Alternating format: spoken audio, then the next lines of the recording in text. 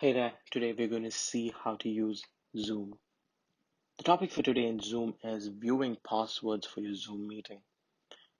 A couple of days back, when I was trying to enter a meeting in Zoom, it asked for a password. Now, when I asked the host what the password was, they had no idea where it was and how did it even come. Now, we're going to see how to view passwords in Zoom or even change it. So let's get started.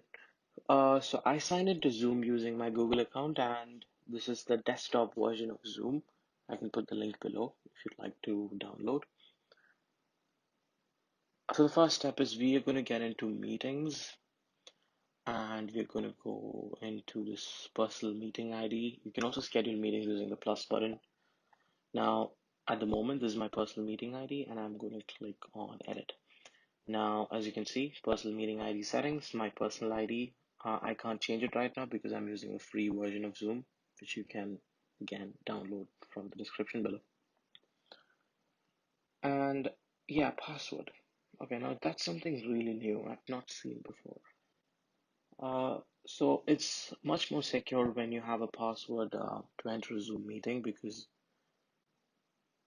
you don't get like random people entering your meeting. Now that's something really good. So as I can see, password has become mandatory because I can't check this box. And I'm just going to go to this question mark, and it says a numeric password will be generated for users who dial in from a phone. So right now, someone who's trying to enter my meeting with the same meeting ID has to enter this password to get into the meeting. Now that's how you view password, guys. And I'm going to click save. So I hope you enjoyed the video for today.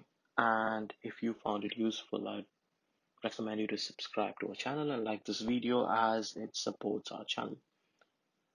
So that's it for today and have a nice day. Thank you.